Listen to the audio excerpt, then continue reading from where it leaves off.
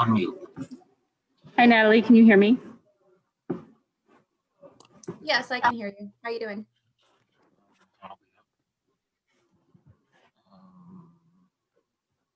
You can also do this. Sorry. Thank you. Okay. Wait, Ms. Fenoy, where is the speaker? So when I turn this, it'll pick up her voice. Okay, so Just far. feel like in this area right Okay. here. Is that interesting? Yeah. All right, I'm gonna go live now. Yes. You good? Well, I guess. So we have a quorum.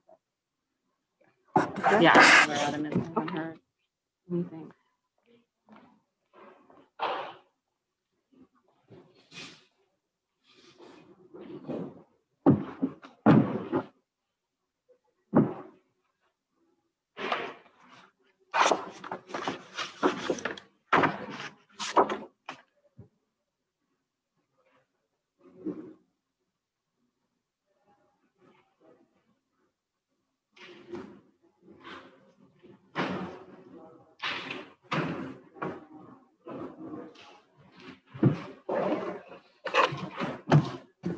I'd like to call this meeting to order. Ms. Bell, would you call the roll, please? Ms. Fowler? Present. Mr. Lane? Dr. Roberts? Present. Ms. D. Jones? Present. Ms. Vowell? Present. Is she online? Thank you. So we will say the Pledge of Allegiance. I'm not done Present. yet. Oh, I'm Could sorry. we? I was I'm not sure. asking, is Ms. Vowell online? Yes, Ms. Fowler is. Ms. Vowell? Yes, present. Okay. I'm sorry. Ms. S. Jones? Present. Ms. Rhodey Collins? Present. Mr. Lane? We have quorum. Thank you. Sorry about that. I'm just, Ms. Fenway, I'm sorry. I'm getting feedback on this. Is there a way you can help me?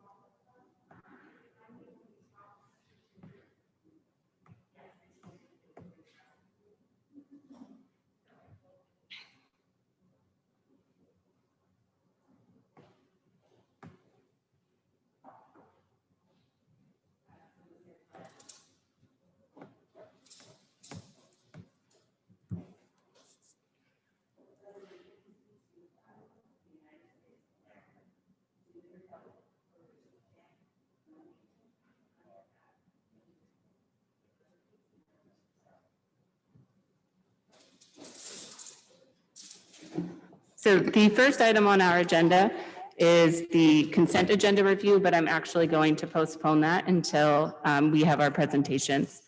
So at this time, I'll call the St. Louis Public Schools Foundation forward.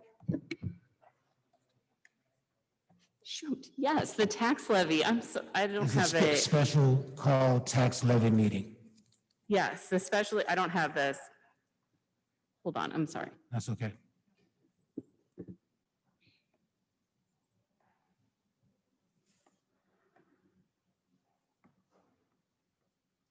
So I apologize, I'm distracted from the feedback from that and I can't think clearly. Yes, this is the specially called tax levy meeting. So I will call Ms. Banks forward to give that presentation. So Ms. Banks has had an emergency, but Mrs. Glassby is prepared to give a Great. presentation to the board tonight. You have a copy of that presentation that was emailed to you, as well as a copy that is in the packet that you have on your table. Mrs. Glassby, thank you very much for being here tonight. Thank you. Good evening. Good evening.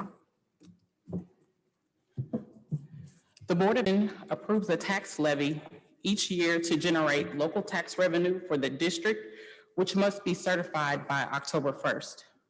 If the Board of Education fails to set the rate by October 1st, only the debt rate will be allowed to pay the principal and interest on the district's outstanding general obligation bonds.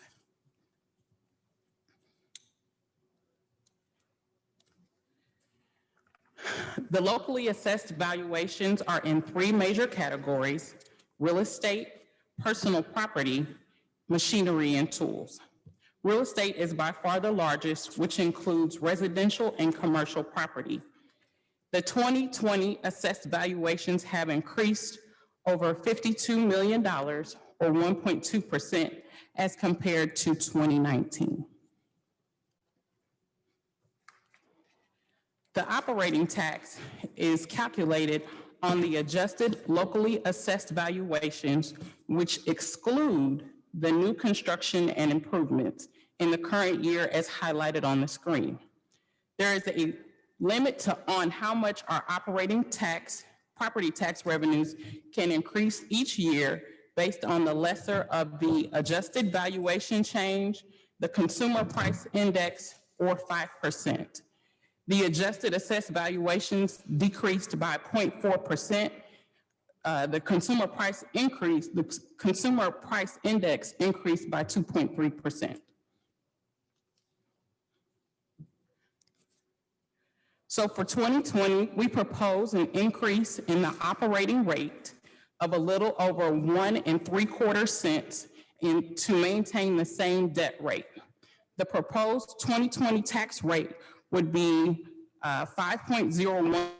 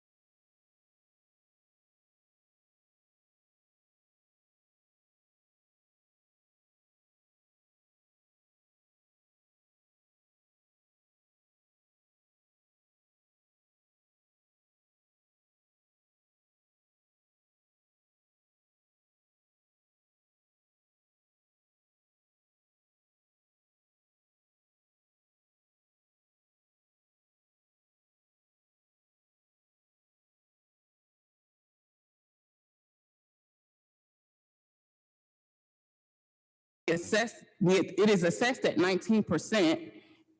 At the proposed total rate, I would owe about $950.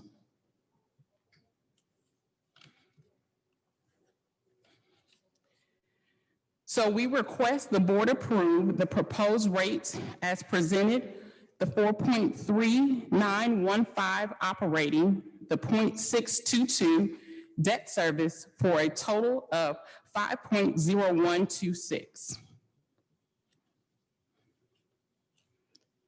Any questions?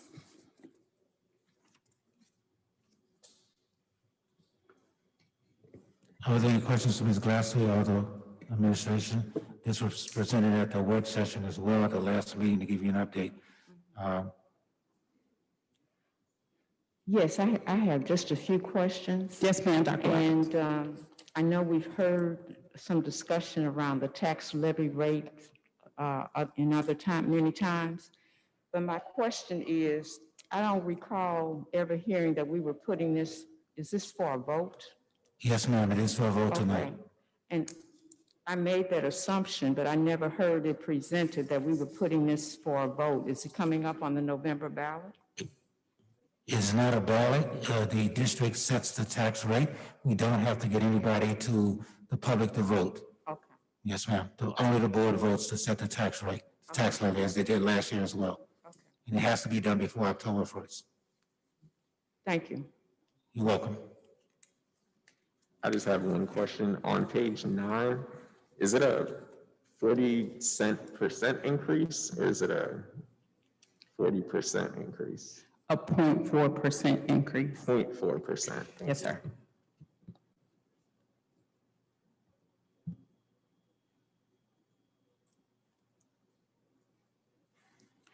Okay.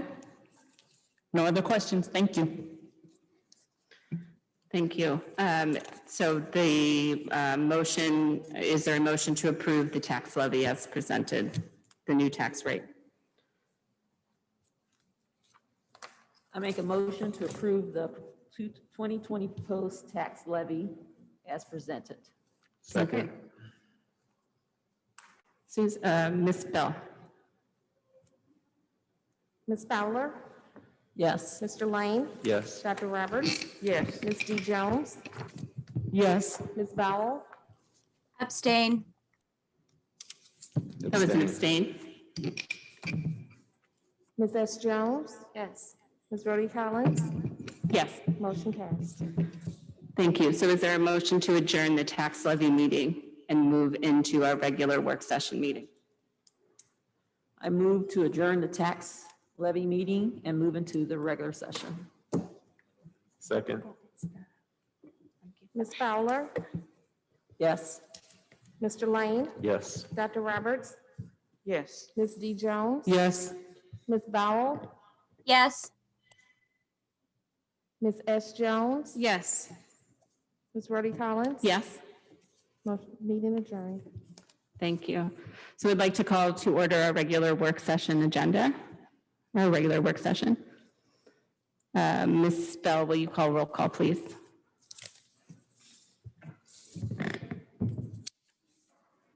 Ms. Fowler, Here. Mr. Lane, Here. Dr. Roberts, Present. Ms. D. Jones, Yes. Ms. Bowell, Present. Present. Ms. Rhodey Collins. Here. You have a quorum. Thank you. So we've already said the pledge, and I will now call the St. Louis Public Schools Foundation forward for their presentation.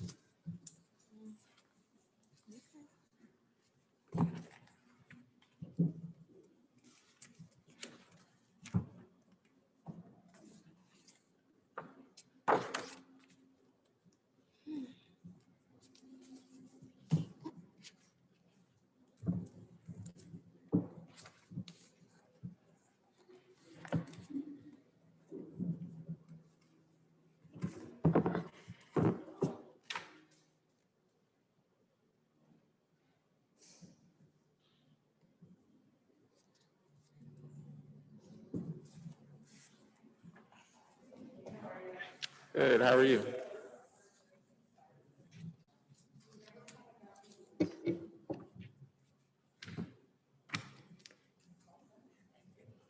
Thank you, Jane. Hi, how are you?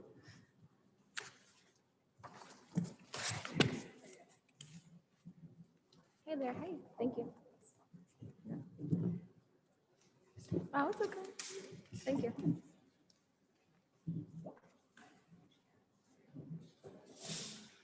What?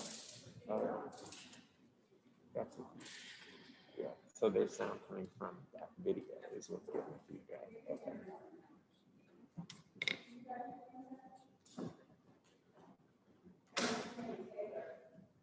If she Chair of the thank you very much. And I'm Chair of the St. Louis Public Schools Foundation. And on behalf of the foundation, I'd like to say thank you very much for having us here this evening. Ooh, excuse me one second.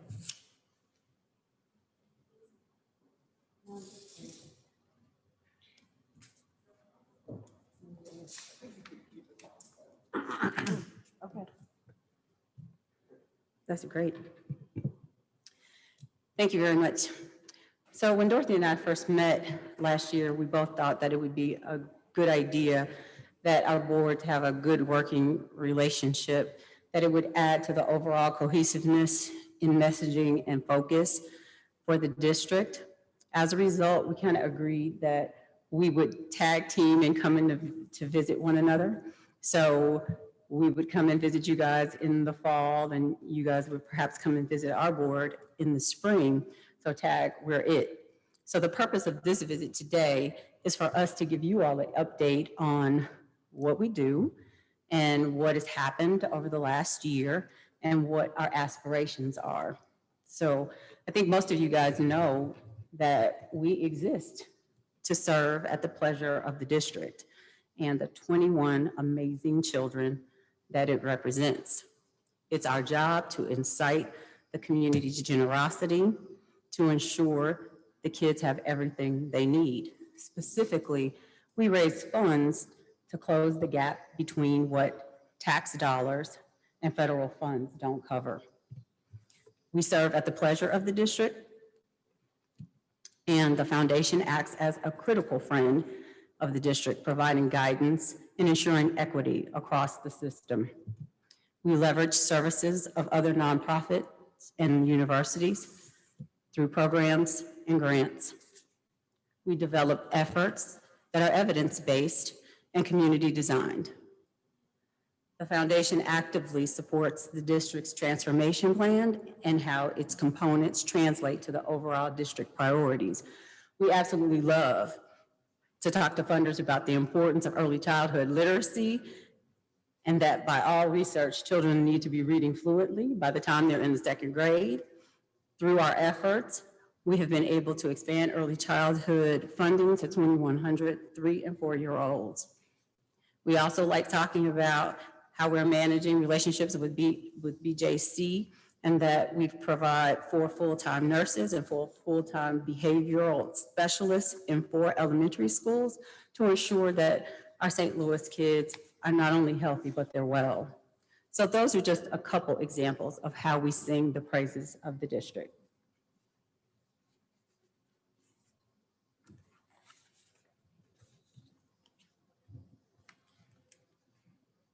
Good evening. I've met most of you, but welcome. I think you'll enjoy serving on this board. I know you'll never be bored. I'm Jane Donahue. I'm president of the foundation, and I'm going to walk you through some of what we've done over the last year. I just handed out some folders to you all, and so you're drowning in PowerPoint slides because it looks like Ms. Bell also gave you copies of that. So great. And then also on the right-hand side is our sort of investment and impact highlights. So that's sort of everything you might ever want to know in terms of program outcomes for this last year. And so those 2 things I hope will give you a full picture, but then again, we're here to also answer any kinds of questions. I'm just going to back up for a second because I want you to meet our bosses. We are here for the kids of St. Louis Public Schools. They really are our collective bosses, yours and ours.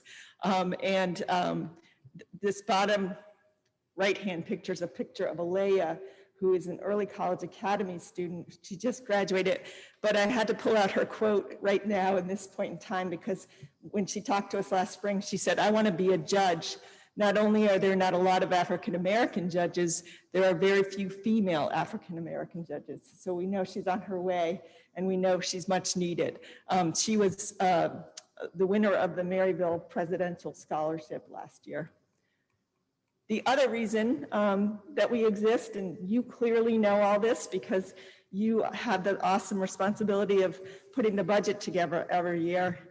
But to quote Susan Turk, this isn't Massachusetts. Missouri is the 2nd lowest state in the country for funding equity as it relates to public school funding. So everything we do is really about trying to level that playing field, but we know we're working in an environment where there are significant funding inequities because Missouri really does rely more than many other states on property tax. So we have given, we started in 1998, and this is just a sort of illustration of the funds that we've distributed to the district. Since about 2015, we've distributed about $20 million to the district, and we've really grown a lot. We're not going to continue to keep growing at that pace, I don't think, although you never know. But we've grown a lot over the last few years. And something I think that's important to note about that growth is when we first existed, we existed to take in funds that the community felt like they wanted held by the foundation and distribute it for purposes that often were the purpose a funder defined. When we rebooted ourselves in 2014, 2015, we're very conscious of working with district leadership and having district leadership, whether that's your superintendent, school leaders, families, teachers, students, define what they needed. So, and then we aggressively went out and sought those funds. But most of the funds that we have had come in fit into those 4 program areas. This is just where our funds come from, sort of trying to balance between corporate individuals and local foundations. The balance means you're not beholden to any one particular group. And so we've really worked over the last, I would say, 6 years to balance that out. St. Louis Pub, this is alphabetical, but if you really looked at where we are in terms of other public schools foundations across the nation, we hold our head high. Most school districts do have, most probably pretty much urban school districts have public school foundations. And this is kind of where they have their revenue for 2017 and also their enrollment size. So again, in your folder, you've got tons of investment highlights. I thought I would pull out a couple, and thanks Tammy for doing that as well. Early childhood education is something we fund, something we're proud of from last year. It's that 2,100 kids got quality pre-K, and that we were part of an initiative where 80 SLPS early childhood educators participated in a creative learning space effort throughout the year and created literacy niches in their classrooms. We have worked hard with the district to expand student well-being services. So we've seen the number of school-based behavioral health therapists grow under our leadership, and also obviously the district's leadership and commitment. We've worked with the district to roll out ongoing coaching to schools to become trauma-informed.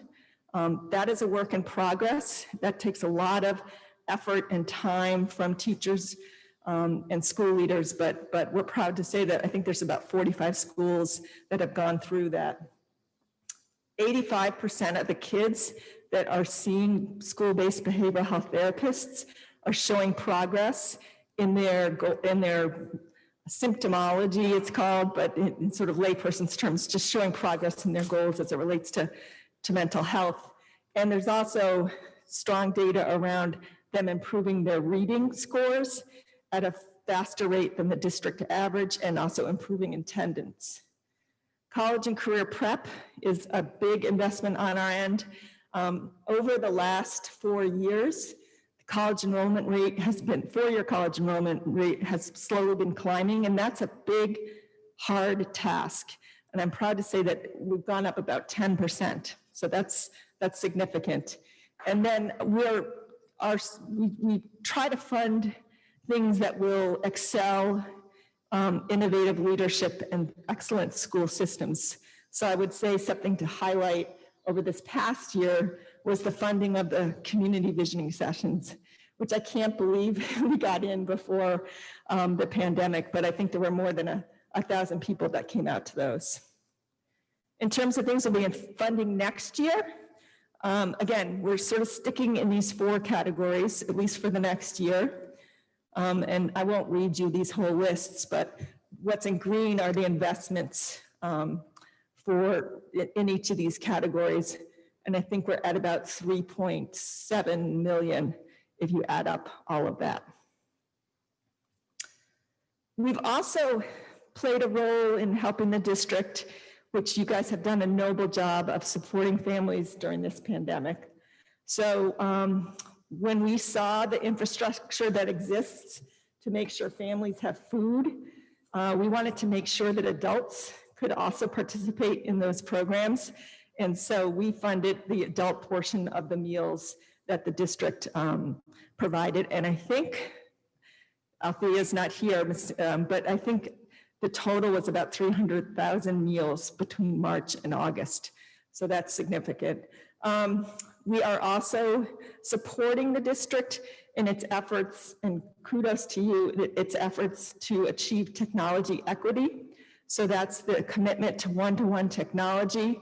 We're also seed funding a position, the director of virtual learning, because you want to make sure you're providing strong curriculum to kids. We also did something that the teachers loved last year, which was the SLPS Foundation All-Stars program, because we saw teachers just doing, dropping things off at porches, doing everything they could to reach kids, dressing up like superheroes to lead their gym classes, just to get the kids excited about doing jumping jacks. And we wanted to recognize.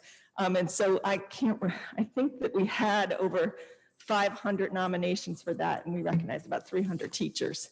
And so our total investment for that spans into this year will be about $750,000. So, you could just listen to us talk about what we've done, but really today is talking about what we can do together. This year, we are going to be doing our first formal strategic plan. That doesn't sound too exciting, but we're excited about it. And we'd love, when we're in the process of choosing a consultant, but we would love the opportunity to sit individually or as a group with you and explore kind of where we've been and where we could go. So look forward to that invitation coming soon. But really, we want to make sure that we're still funding the programs that are aligned with the district, that are community informed, that are accelerating student success. We're never going to be a huge part of the St. Louis Public Schools budget, but I think we can be a good catalyst. So that's also bringing us to this question about, are we going to incubate change or sustain things that are already working? So we've placed, we're up to 6 sites where we have college counselors, and we know that's working, but that takes money every year. Should we continue to do that, or should we try to think about how to share that cost with the district and incubate other ideas? And so we're looking across the nation to see kind of what some other organizations have done. We want to help you tell the positive stories of the St. Louis Public Schools. I can just tell you, just in terms of, we're getting ready for an ed talk on September 30th about how the first 30 days of school have gone.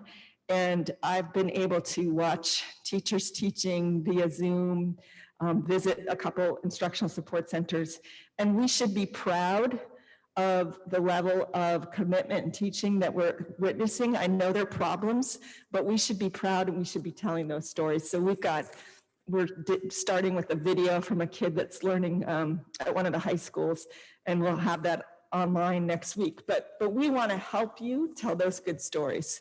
And then we want to make sure we're aligned with your strategy as it relates to tough decisions to promote an excellent school system in an ever-crowded environment. Now Tammy's going to come back and close us out, and then we'll take questions. So the bottom line is, what can we achieve together? So I'm kind of punting that question back to you guys, and I'd like you to kind of give some thought on how we can work together as we move forward. We will certainly be thinking strategically how we can better support the district in our efforts, and likewise, we'd like you to ponder the same question as we move forward. There are so many things that the district is doing amazingly well, and we want all of those things to be at the forefront of St. Louisans' minds. We want everybody to know what the district is doing wonderfully, the handling of this pandemic. Oh my goodness, we read in the news every day about how many places have been struggling with one-on-one technology. And quite frankly, I think St. Louis has done a wonderful job with it. Feeding families, we did a wonderful job with it. So we just need to figure out how to make sure that those stories are told.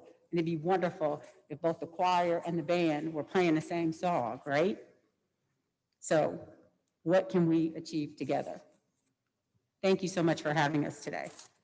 And then we're happy to take Questions? Yes. We'll stand 6 feet apart. But one of us will go to the microphone too. Are there questions for the foundation? The foundation, just so I can understand your structure, you guys are an autonomous group organized completely separate from the St. Louis public school system. Is that correct? Yeah, so in your folder, you'll see there's a list of our board of directors, and that is because we are a 501c3 organization. So we are autonomous in terms of we have our own audit, our own financials, but we do reside, thanks to in-kind rent from the district. We do work at the district offices, which really means that we can collaborate much easier.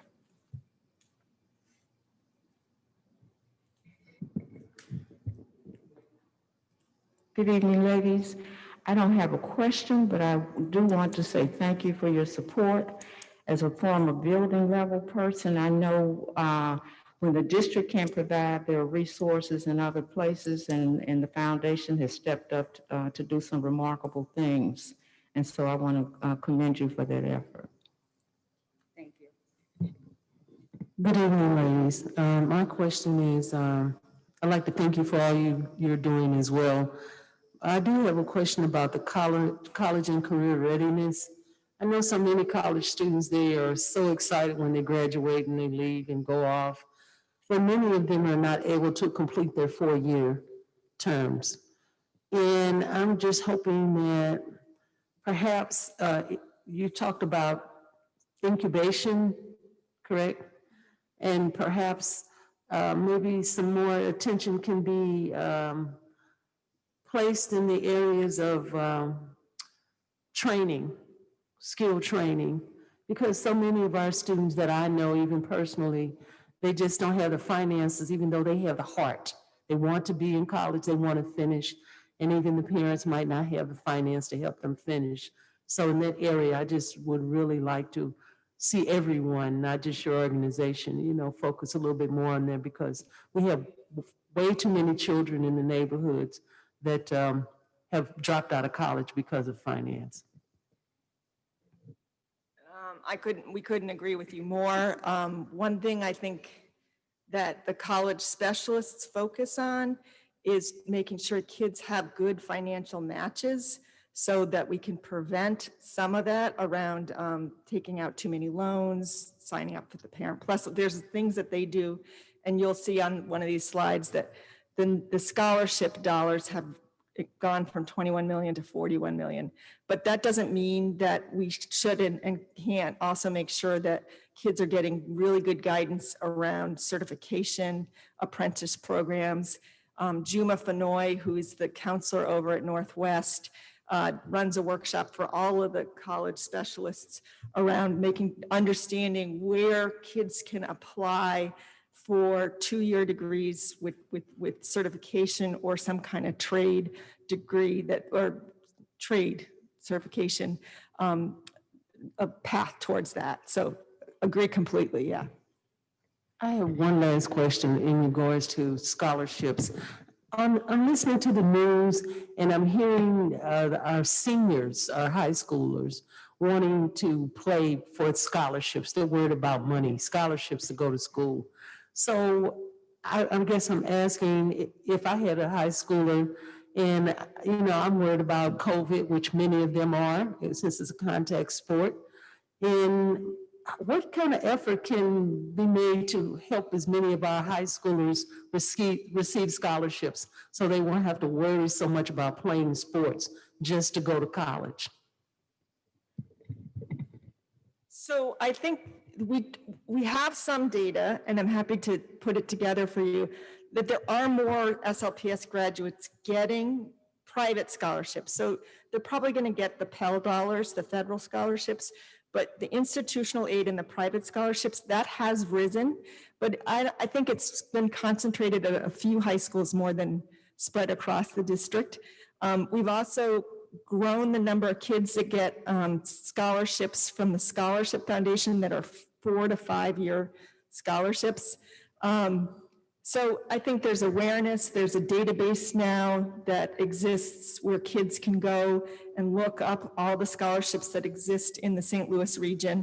We pushed the use of that so that more kids can, maybe things will pop up and say, you're also, we didn't know you were a Sumner kid. There's 3 Sumner scholarships. So it'll do a little bit of match.com, if you will, for kids and scholarships. No scholarships on there require kids to commit to any kind of publicity or require any kind of like payment. So they're sort of vetted. So I would say like there is an effort to increase awareness about scholarships, but at the same time, college isn't getting cheaper and the amount of debt is big, and not all of our counselors want to tell a kid that has worked hard that this might not be the right step. Because the college might be saying it's the right step. So there's a lot of conversation that has to happen for kids to make really good decisions. Unfortunately, it shouldn't be that way. I also just want to make a comment too. Having worked with college interested students, at my church and other places, one thing I've learned is that parents often are very uninformed about the college process and what it takes to get to college, as well as the financial impact that college can make in the future, but also the current costs. And I was thinking maybe if, working together, having read our plan already, working together, maybe include some financial literacy as part of the program, because so often people don't take advantage of the A+ program, don't get their core courses through 2-year colleges versus 4, and there are so many things that can lessen the financial impact with some literacy classes or something. I think that's true. I think one thing that what has risen over the last 4 or 5 years is the FAFSA kids, which really does take parental engagement, kids filling that out. And I know you've got a great college and career readiness staff at the district, and I know they are working to think about how to include parents. It's harder right now, but usually there's all sorts of things right in the fall where they're trying to get parents involved as well. Thank you for joining us, ladies. I have a few questions. On the first one, Ms. Donahue, you talked about making sure that you all are spending in a community-informed way and soliciting in a community-informed way. How do you all solicit feedback from the community? And then who do you all consider the community? So that's a great question. To date, we've considered the community those that use the programs. So when we started the college and career readiness stuff, we did focus groups with high school students. When we do work with teachers, we get surveys from them in terms of what they feel about the professional development or whatever kinds of efforts, whether it's innovation grants, what we've done. We try to get feedback from them. The community visioning sessions, they obviously were for the district, but to be honest, I think that we really want to look at that data too, to see what people said they want it in schools and make sure that our work is aligned. But a major part of the strategic plan that we're investing in is to formalize ways that we will get feedback. So we have a program committee right now. It's mainly made of board members. I would imagine that once we go through the strategic planning process, we'll think of other ways that we can formally get feedback to inform our program committee. Thank you. My second question currently, do you all only accept monetary donations, or do you have an aspect of the foundation that solicits or receives in-kind donations? So for example, if BJC doesn't want to give $1 million, but will commit to doing personal hygiene sessions in 25 schools, is that something you all look for, or is it just the monetary side right now? So we work pretty closely with the district's Office of Institutional Advancement. And no one wants to say no to anything, although we do say no to used computers. You'll like that too. which we've been getting lots of calls about. You mentioned BJC, that is an in-kind contribution. That's a contribution of their staff in our schools. Every in-kind contribution is good if it works in the school community and has clear sense of roles and management. So, you know, while we never want to say no, we also only want to say yes to things we know we've got the capacity to accept and everybody to feel good about the partnership. Mhm.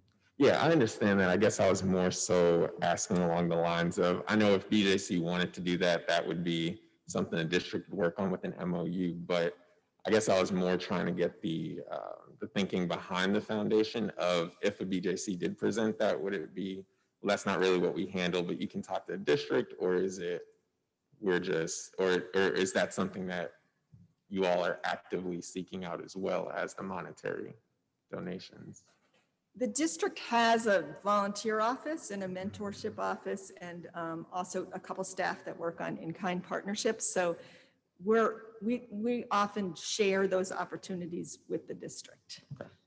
And then my last question, as you all are developing a strategic plan, I know that college career readiness and early childhood education are big funding focuses for the foundation. There are a lot of tech firms in St. Louis and a lot of tech education that is beginning to grow. Have you all considered new areas for untapped funding that may, again, leapfrog and help our students to take advantage of these growing fields, especially in St. Louis? So that is a huge part of what we hope to garner out of our strategic plan. We certainly know that there are funders that have supported us tried and true here in St. Louis, but we are hopeful that our partner and whomever will help us in our strategic plan going forward will help us identify other partners that will help fund STEM and STEAM efforts, and we can forge relationships with other companies here in St. Louis. Absolutely. Thank you. Thank you so much for coming tonight. I really have appreciated getting to know you over the past several years, and Tammy with you over the past year. And the one thing that I think I appreciate the most about the foundation and what you all do is your cohesiveness with the district and looking to the district to work together for programs that make sense and come from the leaders of the district. And just making sure that the programs are something that this district would find useful and provide a good benefit to our students. So thank you very much for the work that you all are doing. Just one last thing. Can you send the board information on making contributions? Maybe we can, as a board, you know, do our share as well. Absolutely. And thank you so much for having us. Thank you. I'm going to leave next to Ms. Bell just the invitation to our virtual ed talk on September 30th. And just on behalf of our board, a huge thank you to the extra time that we know you're putting in during this difficult time. So I know that's a lot extra on your end, and know that we are grateful. So thank you. The next item on our agenda is our legislative agenda. So we have Mr. Steve Carroll, who is our lobbyist, to talk through that and hear feedback and implement that into the draft for the upcoming year. Yep, there's the podium up here.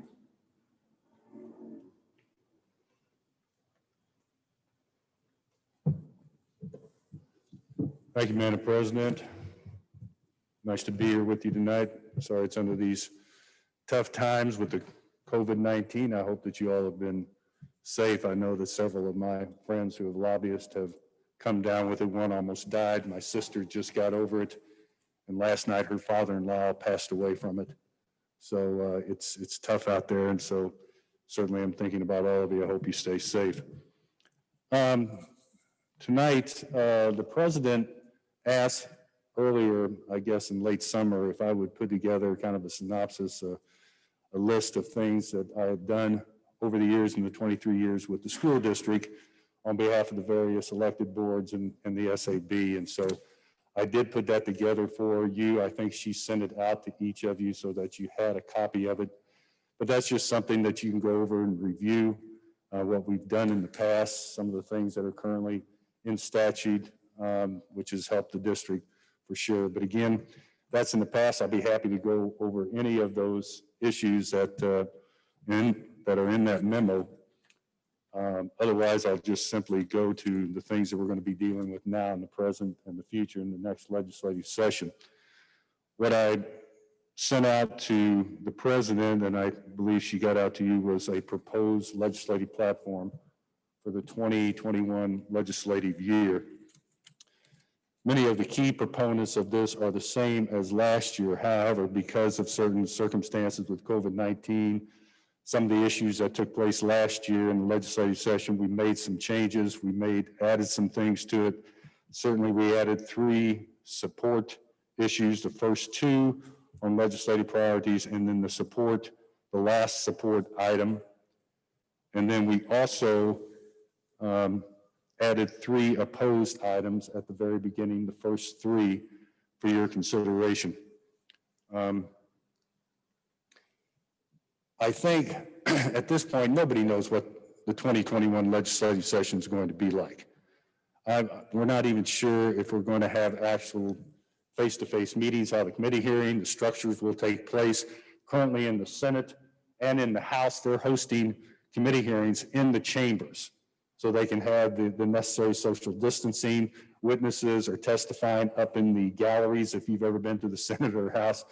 So it is a little different. I don't think things are going to be back to normal in Jeff City, the state capital, until we come down with a vaccine. I mean, that's just the way I think it's going to play out. So we don't know what the session exactly going to be like. We do know that there's going to be roughly 40 to 45 new freshman legislators. I met with many of them during veto session. Pretty sharp class, I think, that will be coming in. But the supermajorities will continue to exist with the Republican Party in both the House and the Senate. The incoming speaker has indicated that during these tough times, under no circumstances under his 2-year leadership are they going to pass any type of tax increases, revenue enhancements, anything under these tough times. So we know that that's going to be there. We do feel, though, that the governor and the legislature will continue to want to fully fund the foundation formula as much as possible. Currently, the sales taxes coming in and the revenue in the state are above last year. So we're a little surprised by that. Sales taxes are still there. So hopefully that will be helpful with the budget as we move forward. So again, on the added items on support, we just added kind of generically any additional state or federal financial aid for the COVID pandemic. And then also I thought we would add, and certainly up to you, where we support local control for starting the school year. Because that was something that shouldn't have happened. And certainly with the problems that we're having with the COVID, certainly this year, we think that needs to be on the local level.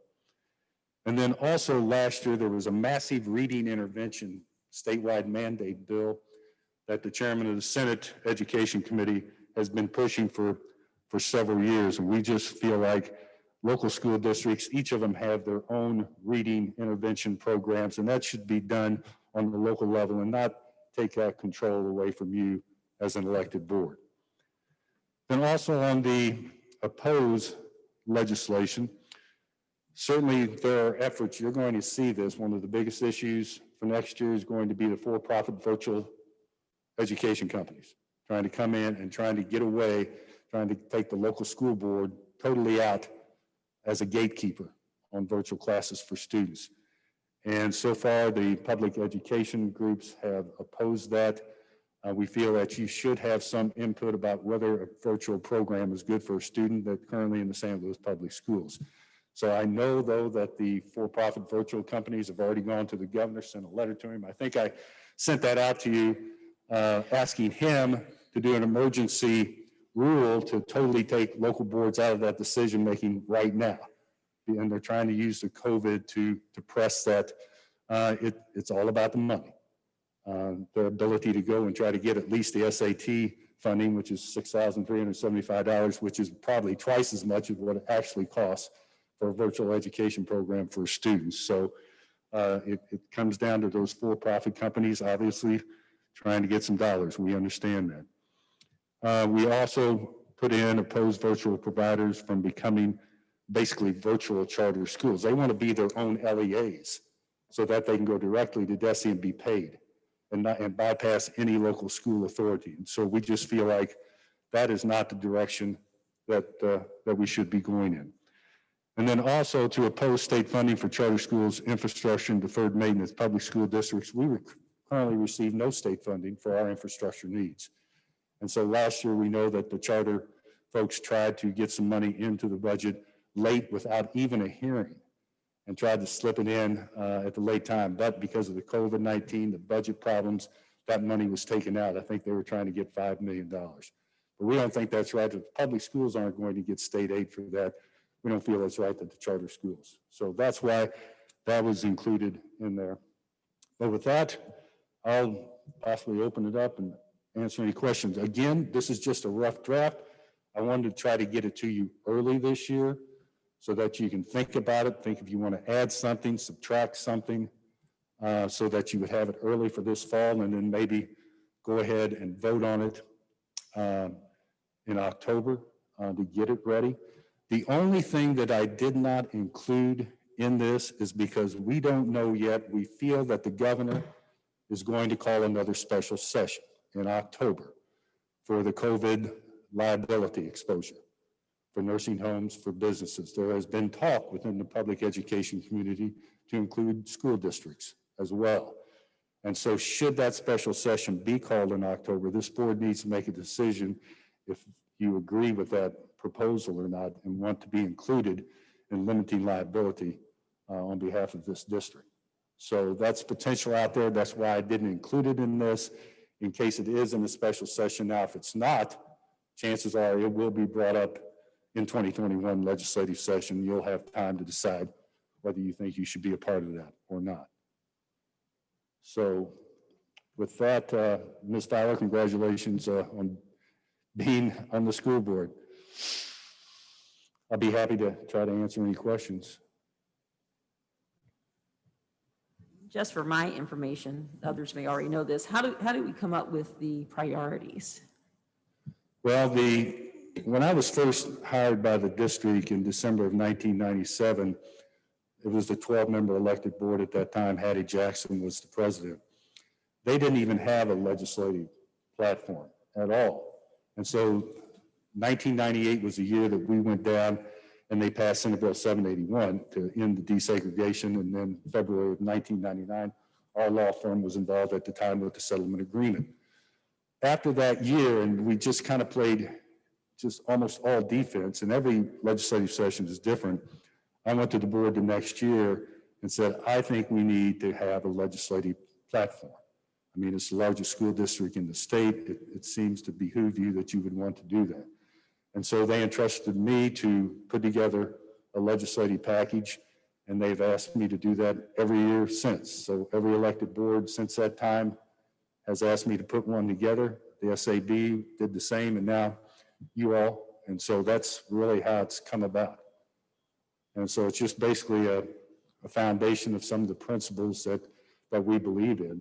I mean, quite frankly, I'm representing the Cooperating School District, Greater Kansas City. They have a legislative platform very similar to this as well. So, and I believe that Kansas City does as well. So many of the school groups do. But it's a collaborative effort between all of you as members of the board and what you would like to see in it.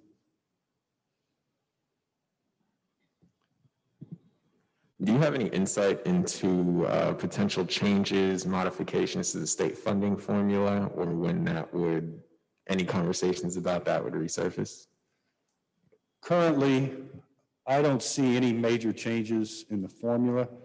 Obviously, we would like to see a weighted factor for transient students at roughly at 25%. We have advocated that for several years since we have a large transient student population. We think that's important.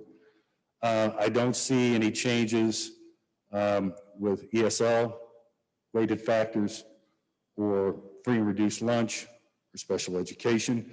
I don't see any changes You have some school districts that would like to go back to the way the old formula was on Prop C monies, to where it's just distributed equally per student in every school district instead. But since 2007, we changed that. We were a part of that to make it a weighted ADA so that our district got more money because we have more challenges in certain more wealthier school districts.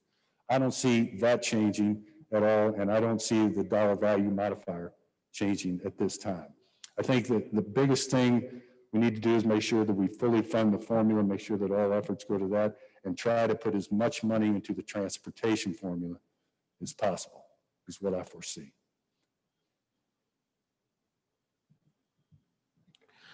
I'd like to ask you two questions under support. I want you to just talk a little bit about why the proactive local measure that would reduce violence against children, why you have that on there. And the second one would be the legislation to help reduce homelessness and et cetera, why you have that one. The support of the local measures or state legislation to reduce violence against our children, that was in last year's platform. I just left it in. You all decided to put it in last year. I didn't change that. And then I'm sorry, the second one, I couldn't hear which one. And the second one was the proactive local measure or state legislation that would reduce violence against our children. Well, that's the one I thought you just asked. That was in last year's. I didn't take that out. It's the same as last year, same wording and everything that you all voted on last year. It certainly doesn't have to stay in, but. No, of course. I was just wondering why it was in there. That's all. I just wanted you to talk a little bit about it. Because we have too many of our children getting killed. And we need to think about that, in my opinion. And the legislature needs to look at that and address violence. I know the governor called a special session to deal with violence, but unfortunately, I think it was more to do about election politics than getting to some of the root causes. And so I just think as a whole, this board should support measures that will help try to reduce violence for our children in the state in general. Thank you. I have a question for you. Have you guys considered making it a priority to ensure that there's funding around mental health, increased mental health services? In-home services? Increased mental health services? Oh, mental health. Yes, that has been discussed. Basically, that's a budgetary item. Okay. It is not something that you would normally put in a platform other than just increased funding for mental health services. That can certainly be included in that, but that would be a budget item. Okay, because I noticed that there are other districts across the United States that have this as a legislative priority, and so I just don't want to miss out if there's something out there that we could take advantage of, or, you know. Absolutely, and some of the education groups last year, early on in the session, in the subcommittee on mental health and health, got an additional $12 million in that for student mental health services, but because the budget crashed in COVID, the governor had to withhold it. So I'm sure there will be measures and efforts to do that again in the upcoming year. Okay, thank you very much. And we certainly can include that if you think it needs to have its own bullet point in here. Great. I just think that in the midst of this whole COVID situation and with all these many changes that our families are dealing with right now, as well as our staff, that it would be, something to consider. Absolutely. Be happy to look at that, try to come up with some language that you're comfortable with and present it to the board. Okay. I'm gonna follow up on what Don was asking, because I feel like, I don't know, I didn't get the answer. And I don't want to put words in your mouth, but I guess I'm trying to understand, like, yes, I think I wanted to know more about when we say support, obviously we think that protecting children is important and something that the district would like to support. But what does that look like from a legislative standpoint? Are there things that you can speak to that are looking to go in place? Because it can get kind of tricky where we say, okay, we want to protect kids. And then that means that from a legislative standpoint, we're putting police officers on every corner from neighborhoods that they're not from and killing the students that they're supposed to protect. So I'll re-ask the question, do you have any insight into what this legislation looks like, or what legislators are considering for these actual measures that we intend to support? Does that make sense? Yeah, it does. This early out with 4 months before January and pre-filing the bills December 1. There's really no telling what pro-children service bills or anti-violence bills are going to be adopted. Unfortunately, you have a very conservative Republican supermajority that is not going to address guns in any way, shape, or form. We know that's just a given. They have stopped that every year, even though many Democrats in the House and the Senate have put in different measures such as that in dealing with gun violence. But that, just my gut feeling tells me, having been there for going on 5 decades now, that's not going to happen, unfortunately. I think you're going to see more healthcare services for children to help them, social workers. Other than that, I don't know yet. I guess the best way that whenever the bills start to become pre-filed, we'll certainly send those bills to you. And is this something that you think you can get behind, or is this something we don't want to touch? Thank you. In trying to keep it generic like this, it doesn't tie us down to, okay, you already said you were going to do this. No. We just want to see some good public policy in it, and then we can pick and choose when we actually see what's written by a legislator. It just gives this board greater flexibility, which I think you need, because Lord knows what the future holds. We just don't know.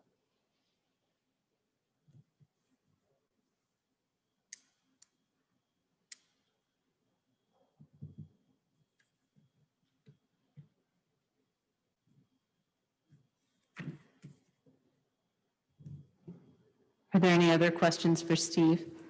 Natalie, do you have any questions or feedback? I'm good, not at this time. Thank you. I'm sorry, Natalie, I didn't hear you. Susan, you said you have a question? Okay, so my question is there any school aid funding that needs to be protected right now that you're aware of? Any school funding that needs to be protected? School aid funding? I think you're going to see it again in the upcoming year. The charter schools are going to try to get more of the local dollars. Doug Ritchie, who was the sponsor of it in the House last year, which was voted out of the House Budget Committee, but they didn't have the votes to do it. I think in talking with Dr. Adams and some of the folks here, it could have affected the school district, I don't know, $10 to $20 million. And so that's real money, and we need to protect that. I know that Doug Ritchie, Representative Ritchie, which is from the western part of the state, has said he's going to refile that bill. But the entire public education lobby group worked very adamantly that we made sure they didn't have the votes in the House to get it. And so that never came up for a vote. Now, they also tried to look at it in the Senate, but we had enough senators willing to filibuster should it come to the floor to stop it. But let me tell you, they're coming back again this coming year. I mean, they just are. One of the good things, though, we did have 2 House members in outstate Missouri that are very strong public education proponents that won their primaries against so-called education choice senators. So we'll have a couple of additional voices in the Senate. And finally, Kansas City is going to elect 2 new senators because 2 senators resigned to take government appointments. And both of those are strong public advocates for education. Kansas City is certainly dealing with that issue because they've gone off the cliff. And so, but that's coming. That will be the big deal, that and virtual education. Okay, so that will be. Those 2 issues are going to be key that we're going to have to fight. But I'm just saying, to be clear, this will be a priority. Yes, absolutely. That's Okay. why we put it in the legislature. I just didn't see it directly lined out, so thanks for pointing that out. I just want to make sure that is there. Are there recommendations from this board as to additional items to include into the legislative agenda for this year?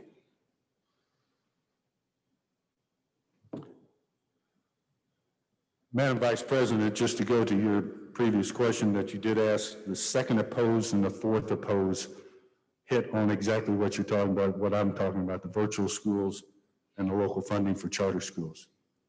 So we did point that out. We can certainly make that stronger language if necessary, but I don't think so. I think that covers our bases.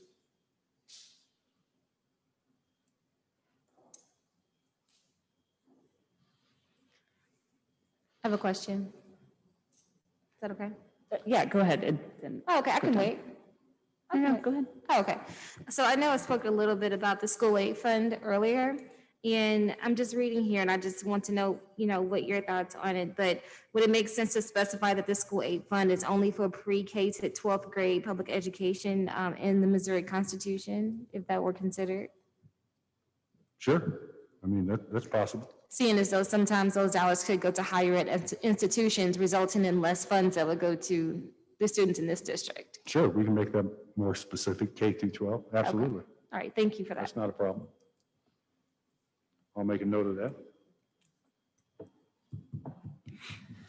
I just wanted to know when we were going to vote on this and if we had time to think about whether or not we wanted additional items added to give us some time to research a little bit. Yes, so this, we could do it if there are no changes and everyone knows there are no changes, we could do it as early as the October meeting.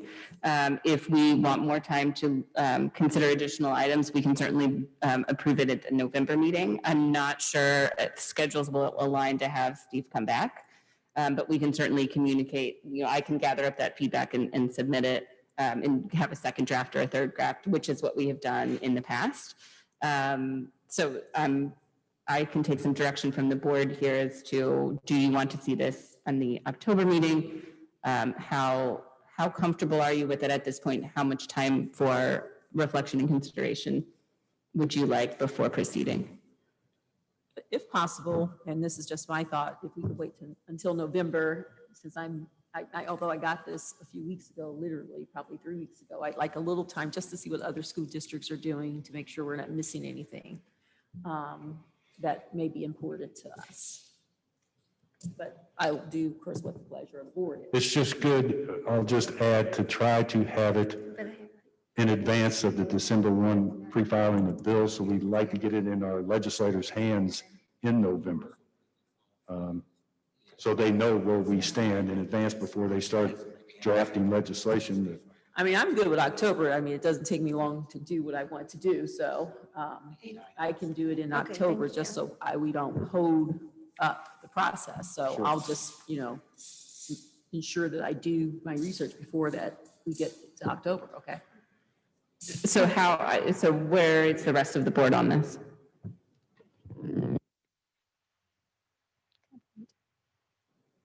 I'm in agreement that tonight would not be appropriate for us to say okay to everything. There's been some questions asked about making some adjustments, so I think tonight would not be the time to go ahead with it. A little more time for discussion among the board about what our priorities should be in addition to what we have before us. So I certainly agree. I'm not asking for a vote tonight. The earliest we would see it would be the October meeting, which I believe is the 13th. So we actually, because of the way the dates fall, that's 3 weeks until that meeting. So we can gather feedback. I can request feedback from you all and funnel that to Mr. Carroll. If you feel like it is only minor changes that would be needed. And certainly when it comes before the board for a vote in October, we would have full discussion at that time as well. So it would not be, there will be this evening and then at minimum the October meeting for discussion and some conversations with Mr. Carroll in the interim. Sure, and each of you have my contact information. You want to talk to me, call me or whatever, anytime prior to that. It's good. So I'm also good with October. The only thing I would ask for, just to know where we stand in the greater ecosystem, would you happen to know or be able to get a similar draft or even just kind of cross-reference with what other district lobbyists are doing? Sure. And see like where, even if it's not what their list is, but like. Well, I mean, they're John Barjay is a supporting. good friend of mine. He represents Kansas City Public Schools, so. Okay, so maybe I something can talk to saying- him, I know the cooperating school district there in Kansas City are going to be meeting October 12th with theirs to make that determination, so I can certainly get that out to you so you can see what they're doing versus what we're doing. But again, I think you'll find it's pretty similar. Natalie has a comment. Let me take her off. Can you hear me? Can you hear me? I can hear you. I don't know. Okay. So kind of going back to what Donna and Adam had mentioned regarding those bullet points, like what do these things look like legislatively? There are other urban school districts, and I believe Kansas City is one of them. They actually have a legislative committee made up of either board members or community members where they decide what they want the legislation to look like. So it feels like SLPS maybe needs to decide what we want in legislation rather than hoping someone comes up with something we agree with. I'm not sure if that's really more of a consideration for the board at this point, but I kind of wanted to follow up on that point with Adam that there are districts who are taking more hands-on approaches and submitting legislation for consideration. So I'll recap if I can. So she's mentioning that in other districts, they have a legislative committee that actually drafts legislation, and that perhaps that is an option for this board, for the board's consideration. Natalie, is that a board committee or a district committee? So I think it depends, but it would be a committee of the board in general. I'm not sure what you mean by district committee. So in Kansas City, is that a meeting of the board or a committee of the board? Yes. So and they are also responsible for. Just a few questions. So under bullet point 7, up under your key legislative priorities, could there be some consideration perhaps around adding on to that universal preschool for all 4-year-old children? Because I know that you have early childhood education, but specifying that just a bit more. So Absolutely. supporting funding around all of our 4-year-olds getting access to preschool. Sure. And then What the board wants. we work a lot with the Missouri School Boards Association, and I'd just like to know if you ever consider what the agenda is of that specific organization is. We do. We work with the School Boards Association. We work with the teacher groups. We work with this student or the school administrators group. Scott Kimball is big on that. I mean, every week, every Monday, all the public education lobby core group get together in the rotunda and go over what they're hearing so everybody knows we're trying to fire on all 8 cylinders and we're all working together. I mean, there may be times where the teachers will disagree with what a school district wants to do or whatever, but for the most part in these major fights, all the public education groups work together. Kansas City, again, the cooperative school districts, we just do. Thank you for that information. And this is my last question on this specific topic here. But I know that there's been some comments around, considering what other school boards or what the other legislative priorities are for different school districts. And so I'd just like to know from you that when you are, and I guess is it safe to say that you have reviewed what other states are doing as relates to legislative priorities? Yes. So are you looking specifically though at what the urban districts are doing? Because I think a lot of times we could say, hey, look at this random one, but they, their decisions could be made differently depending upon what's going on in their state, the funding that they're getting, the issues that they're facing, those families, et cetera. So specifically, when you do bring that back, I'd like to see some research around urban school districts, those that look like SLPS. Yes, I have in the past, the urban school districts or the great city schools, in talking with, what's going on in, various other big school districts in the state, we try to keep aware of what's going on there because quite frankly, some of the things occurring in St. Louis public schools aren't happening in a lot of the other school districts in the state of Missouri. It's just, they have different priorities. So yes, we try to be mindful of that. Wonderful. Thank you very much. So I'm adding on to what Natalie said earlier. I left out that in Kansas City anyway, the legislative committee also creates and develops and adapts the legislative agenda as well as legislation. Are there other questions or comments or feedback for Mr. Carroll? Well, thank you very much. Thank you. I appreciate it. I will gather some initial feedback from the board and pass that along to you. And then, of course, any board members who wish to talk in more detail with Mr. Carroll, you have his contact information. It's on the legislative agenda. Yes. Yes. Thank you, I appreciate Shay, it. Thank you. Stay safe.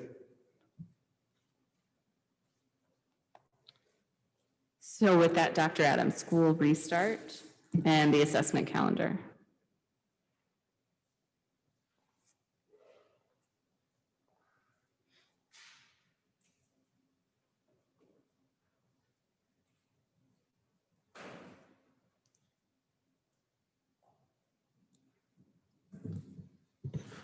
Good evening to the board and to the public as well. My intent tonight, I provided the board with some documents. I am not doing a PowerPoint presentation. This is a work session tonight, and the focus is obviously to discuss some ideas relative to reopening school. As you know, we made a decision at the August board meeting July 28 board meeting to go 100% virtual. We are poised on the 16th of October, the 19th of October, to make a decision around the possibility of reopening school, as we've said to the public, and as we are kind of agreed to. I provided you with an executive summary with some ideas that are going to be discussed tonight, and also with the Restart Task Force Committee over the next week relative to what their recommendation might be. It is incredibly important for us because, as already been indicated here tonight, St. Louis Public School District is a different kind of district in the sense that we have to take care of transportation and make detailed plans. And so those plans can't be done on October 13 at the next board meeting. Those plans have to be put in place much, much earlier to compensate for transportation and all of the other kinds of things. And so at this point in time, what I am recommending, and I'm not going to read the document to you, is that we look at the possibility of transitioning elementary schools pre-K through grades 2 to go back to school in person on October the 19th. That obviously will be by choice of a parent, so parents will still have the option to do the virtual 100% if their children or child wants to continue to do that, or they will have the option to come into buildings starting on October the 19th. October the 16th is a teacher prep day. It was put into the calendar at our July meeting when we made the adjustment to go to August the 31st. We put a teacher prep day in because we did not give the teachers 2 prep days in August. Those 2 prep days are contractual, but we put one back at October the 19th, October the 16th, to give teachers the opportunity the Friday before the 19th to prepare their rooms if we thought we would be coming back.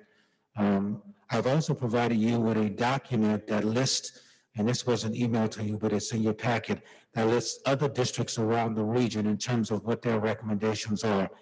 All but 2 districts are looking to go back earlier, go back early in October, late September, and different times. I also received 2 updates because this is not all inclusive, because districts are doing as we're doing tonight to think about the process of doing that. But the intent right now would be pre-K to grade 2nd, going back on October 19th. Parents will still have a choice to select if they wanted to do it or not want to do it.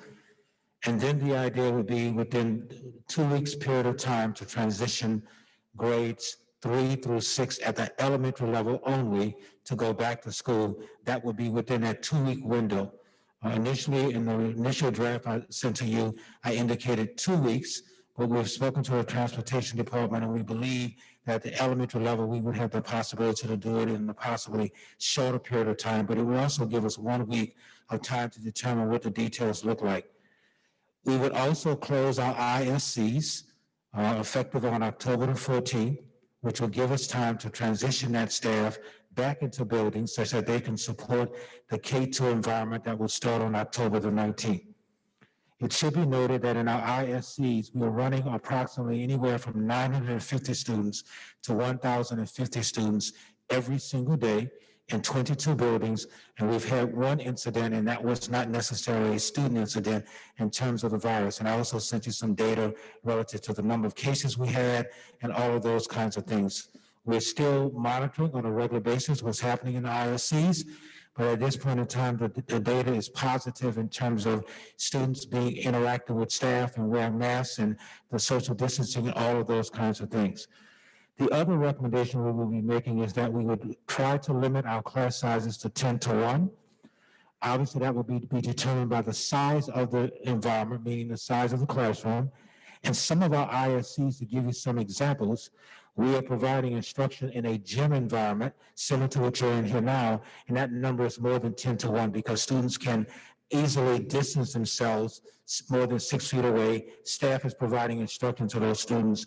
And so I want to be very careful about indicating a strict 10 to 1. The 10 to 1 would be determined by the size of the environment or classroom that students would be interacting in. I listed in this document all the pluses and minuses. We would also have to transition back to our regular school schedule for elementary schools, and I'll list what those regular school schedules would have been on page 2 and page 3, because the transportation department cannot keep the 8:15 to 3:12 time or the 8:12 to 3:15 time, whatever that amount is. So schools will be in tiers similar to what schools are right now.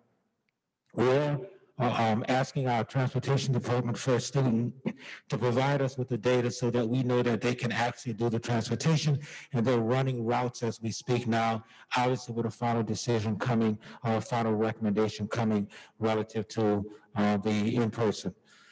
On yesterday morning, a document went out to the staff to ask them what they thought about the idea. Really not this idea, but give us their feedback. So we're all getting feedback from staff right now to help us as we think about what we're looking to do. No final decision hasn't been made yet, but we're all gathering information, and it would be prudent on my part to make the board aware such that the board is not surprised about any idea like this. We do have one school that is contemplating looking at starting as early as next week. This is one of the CPN schools, and so we're looking at a trial period, giving them an opportunity to look at doing this. It should be noted as well, because I provide the board some data relative to what our enrollment is. The enrollment impact seems to be much more at the elementary level and at the earlier grades. So therefore, in some cases, our school environments are incredibly small, which gives us the ability to look at the possibility of K through 2 and accommodating K through 2 students. I will be talking to principals tomorrow to get further information from them and talk in detail about how practical it might be to look to do this. It is important that we inform our parents as soon as possible, as they're making decisions like all of us are making decisions. And so it will be my intent over the next 5 to 10 days to make sure that I'm informing parents in terms of what the options might be. It is likely that we will not be doing another survey, but having a conversation with parents on an individual basis to find out how comfortable they feel about the possibility of doing this. I have received emails. You have received emails, you sent them to me relative to parents asking what decisions are we going to be making, and I think it's prudent in light of the data. I've also provided you with a data chart that shows what the numbers were when we made a decision on August 11th and what the numbers are now as it relates to cases, as it relates to transmissions. And so you have that data in front of you. That data changes every single day. And so obviously we will be making decisions based upon what the data said. But right now, the data aligns with the fact that we might need to look at the possibility of allowing students at the elementary level. No decision right now relative to middle, and no decision as it relates to high school. I also provided you with the last 2 documents I referenced. It's a letter from the county director laying out what their recommendation is. I've asked the city to do a similar kind of letter, and I'm working with them around the same thing. And they're willing to look to do that. And also a letter signed by pediatricians that lists what they think the possibilities are. You received the email from me on that, I think, early last week or late last week.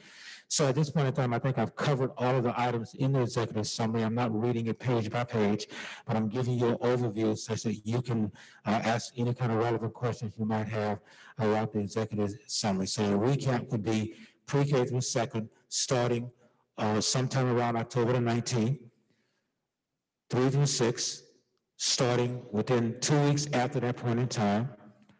ISCs close on October the 14th. Parents will still have options between in-person or virtual, so I'm not taking a choice away from the parent. Parents will still have that option. And lastly, the bus times would change, at least the school start time would change. It would be congruent to the start times that we initially recommended last year, year before, and at the beginning of this year, because it would be impossible for transportation to take all of the elementary students and bring at the 8:30 or 8:15 to 3:12 time. So I will take any kind of questions or comments that the board would have at this point in time. I have a question. Yes, ma'am. For the students that would not make the choice to go back into the classroom, will they be able to keep the same teacher that was teaching them? Because they would, and then if that's the case, with the same teacher teach the students that were once online in class, how would that work out? So at this point in time, it will be nuanced. And when I say that, it means in some cases, yes, in some cases, no. A lot's going to depend on the size of the school and the ability for us to provide cameras to staff such that the students could be online watching the entire class and some students in the classroom. So that's why I am having a detailed conversation individually with principals. I want to be really careful here because it's not going to be one size fits all. It will be dependent on the size of the building and how many students are making that decision. If out of 20 students, 19 say they're coming back, it is highly likely that the camera situation might work in that case. If 5 say they're coming back, it is highly likely that the camera situation may not work in that case. So that is going to be nuanced, Ms. Jones, on a case-by-case basis. And that's why it's important that I get in front of parents to get information from them, because that will be the driver in terms of what this looks like. Okay, and then my last question on this is, the food program, would that continue? Yes, ma'am. The food program, in terms of families being able to pick up food, as they've done, the average has been around 3,000 a week, but that will still continue. And this time, they'll be able to go almost to any site, and I need to double check this, to pick up food as opposed to the 22 sites that we have right now. So I know that at the pickup stations, a lot of the food is kind of like in a box. And so with the kids being in school, would they now have a cooked breakfast and lunch? And if that's the case, would people that do not go to the schools in person have that option to get a cold or hot meal? I will have to get back with you on that answer. I don't have an answer for you right now. I would suspect because of the COVID-19 virus that things will still be boxed because of a safety issue. Okay. I don't anticipate that there's going to be quote unquote hot meals that you go through a line and pick up until we get past this virus. But I will double check and respond back to you. Ms. Bell will take some notes for me and I'll make sure that I respond to you. Okay, thank you, Dr. Adams. You're welcome. I like the idea of the phased return. One question, recommendation that I would have, again, not being an expert in a pandemic, but seeing as the district is looking at the phasing by, age group level, I would urge the district to look by ability level as well. So knowing that our special ed students and staff might need more time to transition, even though we're doing, K through 2, 3 through 6, I think it might be beneficial to look into if we did special ed at all levels to be able to phase back quicker. Again, their option, but just because they might need more time to acclimate back than a gen ed classroom. Excellent point. We'll look at that, Mr. Lane. We are looking at elementary level K-5 special needs kids coming back, i.e. Gateway, i.e. Madison Prep, and possibly CAJT, which is at the high school level. So you are correct. We are looking holistically for all of those kids to possibly come back if parents want them to. But we have not looked at schools like Gateway STEM, which has a strong artistic program, autism classroom to look at. So we'll take that in consideration. I'll provide the board with some feedback after I have some conversations with principals over the next 2 or 3 days. I have a question. What happens if you get a large number of the student population that returns to school? How do you keep the classroom on a 10-to-1 ratio? Because I can't imagine how that can be accomplished if you have the majority of students coming back. So we have 42 elementary schools. Approximately 30 of those elementary schools have small populations. Approximately 8 to 10 have large populations. When I meet with principals tomorrow, it may be necessary to cap the number of kids that come first come, first served basis in those large schools, A. B, and obviously we will talk to parents regarding this. There may be an A-B schedule for those students in large schools. We won't know, quite frankly, Ms. Fowler, until we survey and find out what parents really want. So one of my largest schools, and I'll take Gateway Elementary, has 532 students. There's no way that I can take 532 students in that building. It's just impossible. And so I am hopeful that some parents are saying, I want to continue the virtual. It's working fine for me. I want to protect my child. I don't feel comfortable right now. And that number is like 50%. So that number is 50%. That means I only have to deal with 216 kids. That might be the ones coming back. But if that number is 400, then we have to have a conversation with parents to say, option A, B, option B, I'm the first come, first served. So you are correct. The nuances of this will be very, very difficult in some cases, depending upon what parents tell us. But we want to give them that option. We want to give them the opportunity to say yes or no. But in the smaller schools, I feel comfortable in 30 of our schools, we will not have a problem. I feel less comfortable, if you will, in those large schools that have large populations that are filled to the gill. Okay, I have a couple other questions. You mentioned that you're getting feedback from staff. How are they feeling about coming back to the classroom and being exposed to, the virus? The survey went out 7 o'clock yesterday morning. And so the deadline is 12 o'clock on Friday. And so I'll get some idea based on staff. We sent it to all staff. It wasn't a technical survey. It was just give me your ideas. Give me your thoughts. So I'll give you some idea after, similar to what we did with the budget stuff. We do this every year. We ask people for their feedback and we'll kind of collate it based upon what people say.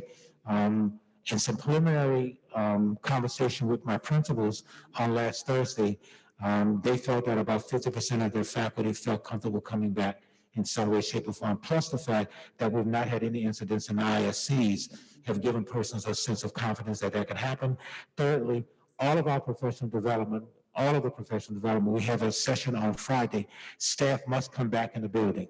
They cannot do the professional development at home. They must come back in the building. 100% have to come back in the building.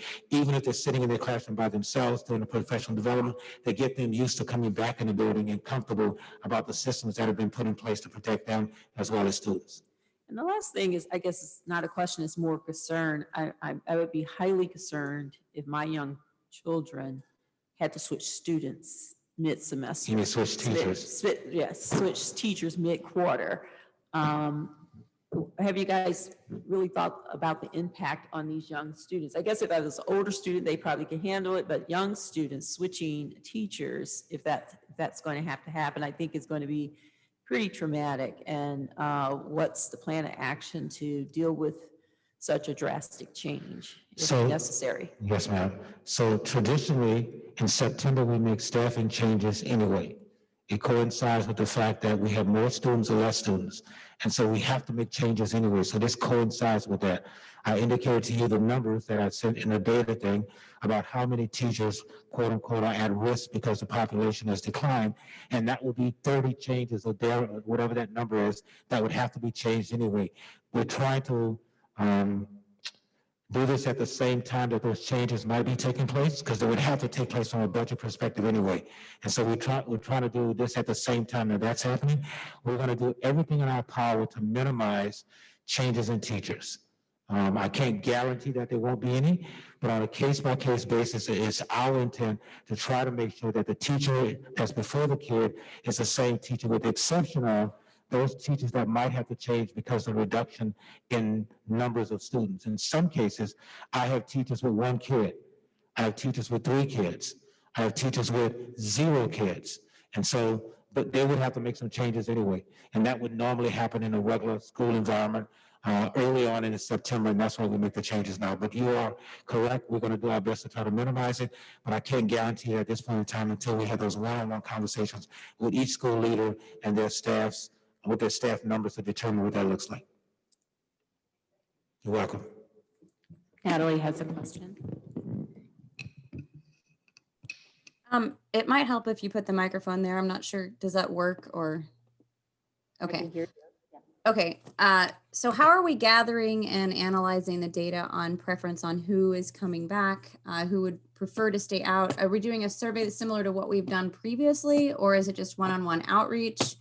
And how are we making sure everyone is incorporated in that analysis before we decide, you know, this many students are going back, we're going to ask this class to return in full or remain hybrid, et cetera? And what are we doing to ensure that staff preferences are also being recorded? If there are teachers who just absolutely want to get back into the classroom, and if there are teachers who just absolutely would prefer to stay virtual.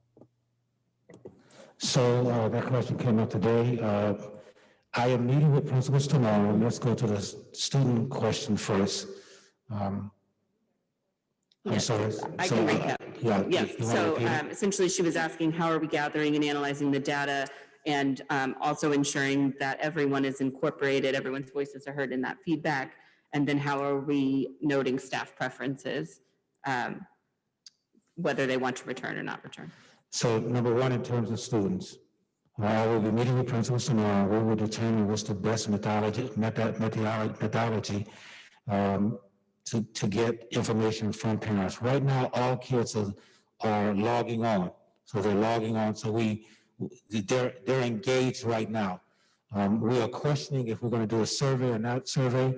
After talking to my principals tomorrow, they'll give me some guidance at the elementary level, how best to gather that information. It would be my preference, Mrs. Val, that is a one-on-one conversation with the parent, asking them what they want to do, as opposed to survey, because we've surveyed parents twice already, and I think they get survey fatigue. And so I think this is a question of how we interact with them, and it is likely that it will be on a one-to-one basis. After talking to principals tomorrow, I'll get that information. In terms of staff, a lot is going to depend upon the ability for us to survey them as well. But at the end of the day, teachers or employees are required to work, and we will nuance this based upon what the needs of the school building will be, and how we determine who we're still working on, what that might look like. But at the end of the day, as we did in the virtual environment, similar to what we are requiring for PD, there are some requirements that staff has to align to. If they cannot align to those requirements, there are options for them to use family medical leave. And so that option will be available to them as it was in the beginning of the year as well. But ultimately, if the need arises that we have to have staff in place, we'd have to have staff in place, and we'll give persons options to look at what is best for them individually. She has a follow-up. So just a quick follow-up on those one-on-one kind of conversations. Are we making sure that that is documented in writing? And are we also making sure that we're able to reach the actual guardians of the kids directly? And if there is anyone who's difficult to reach, do we have methods in place to meet families where they are? You know, if their cell phone has gone out, if the parents work odd hours and the kids are only logging on during school hours, et cetera? So I'll recap that. So she's asking how, essentially for some more details about how parents will be interacted with, how we'll ensure that students who parents who may be working different hours or not have phone access, how will they be reached? And then also how are we ensuring that we are reaching the actual parent or guardian of the student? So we haven't made a final decision, first of all, yet how we're going to do it. Tomorrow, as I meet with elementary principals, they'll give me some guidance, and I'll come back with that. But it should be noted that, yes, we'll make every effort to reach out to families in the ways that you indicated, Board Member Val, and also we will document that we have contacted them and keep a record of what that looks like. So the answer to the question in terms of recording it and reaching out in the ways that you indicated, yes, similar to what we did around technology. But at the end of the day, I'm not saying we're going to do that yet, because I want to talk to principals tomorrow, but we have a couple of options. One-on-one, as I said before, and surveying is another way. I just think that parents are enough with surveys already, and the survey really has to be much more specific. We do have previous information that 30% of our families wanted to come back in person, and we'll likely go to those first and then look to the other ones second. So I'll get some more guidance tomorrow after talking to principals. There were practitioners in the buildings, and I want to get some guidance from them in terms of how to communicate with parents and how to use that data to make decisions for us. Some of them have already started that conversation because, as I said before, their schools are small and they're getting feedback on a regular basis from parents. And so I think we're already one step up on getting some information already. My question is, I know over the past few months, I've been really concerned and worried about COVID because the conversation, it doesn't seem as if COVID is as serious as it is. And when I'm listening to the news, I'm looking at all these people who are suffering, and I'm asking people in the community, friends and family as well, how they feel about bringing their children back into the classroom, and they're telling me no, but we're proceeding on. So I'm really hoping that before you allow these students to come back into the classroom, I'm trying to understand why we're not demanding that somebody be tested, that the staffers are tested once again, that the students receive a test. Because when I'm out in the public, just generally walking around, people are not being very, they're not cooperating. A lot of people are not wearing their mask, and a lot of children are not wearing their mask. And I want to know what the district's liability is going to be when they start backtracking and doing tracing to find out where it started. Are we going to close the schools, or how is this going to work? Because they keep talking about the second wave. I guess I'm reacting to all the news that I hear on TV every day and every night. They continue to talk about COVID, and the way we're moving here is just like this was just a minor problem when we're talking about life and death. Board Member Jones, I do not take it as lightly. I do think the virus, and I know that the virus is very serious, and we've been very diligent over the last 3 or 4 weeks with the ISCs to see how this is working out. In terms of testing the staff, we have tested staff. We're looking at the possibility of what that looks like for those staff that still have not tested. In terms of students, I cannot test students at this point in time unless the health authorities say that we can test them, and that is not what the health department has said. So it's incredibly difficult to do that. From a liability perspective, I'll let Mr. Sanoma address what the district's liability might be. You just heard Mr. Carroll talk about a special session that the legislative body might be looking at to create a sense of cover is the wrong word, but to address the liability issues that schools and other entities are going to have to deal with. Mr. Sanoma could address the liability issue. So we are taking this very serious. We are being very diligent as we can. The ISCs have worked well with small numbers of kids. We have very small schools. I have a school right now with less than 100 elementary students. If 50% of those students come back, that's 50 students. And so it will be the same size as an ISC right now that has 50 students. So, and parents at the end of the day will make this decision. I won't make the decision, they'll make the decision. I'm simply offering the opportunity for them to make the decision in an environment where a teacher is before a student in person. In the chart I provided to you, I told you all of the positive things as a result of that. Technology issues we have right now, there are all kinds of issues that are going on that we think we're navigating very, very, very, very well. But I do think that it is our obligation, Ms. Jones, to offer families the option of in-person as much as we can, especially at the earlier grades, and especially if the medical professionals are telling us that this is the best group of kids to give that option to, as opposed to middle and high school. We're not touching middle school, we're not touching high schools. The health professionals are saying that is not the best thing to do right now. And so it's not my intent to walk in that space to try to look to do that. But at the elementary level with really small buildings and small class sizes and small student enrollment, I think there's a strong possibility that we can do this well, protect staff as well as students. And we'll be diligent around doing so. I hear your concern. I heard it before, and we're going to do everything in our power, similar to what we're doing here tonight, in terms of protecting the board, in terms of distance and all of those kinds of things. So there are districts that have done this. Catholic schools are open right now all across the city.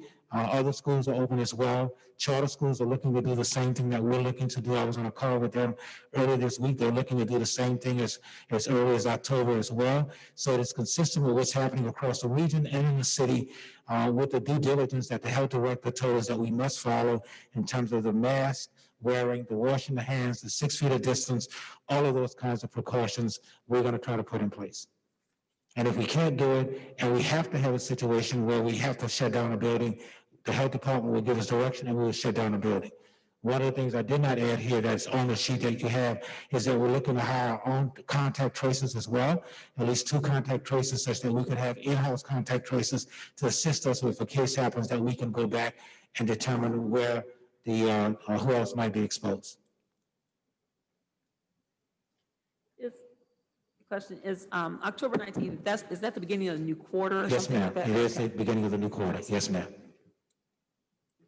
So I'm really encouraged to hear that you are looking to bring students back into buildings. I think it's very important. I was speaking with a career educator this afternoon who shared with me the level of violence that she has seen among her students is unprecedented, as well as the number of students that she has who are considering or attempting suicide. And so that mental health, absolutely COVID is a health risk, but there are mental health risks to this as well. And so I'm encouraged to hear that we are looking to bring students back into buildings. I'm also really encouraged to hear that there is going to be some flexibility and some autonomy in this plan, because as we know, this district is really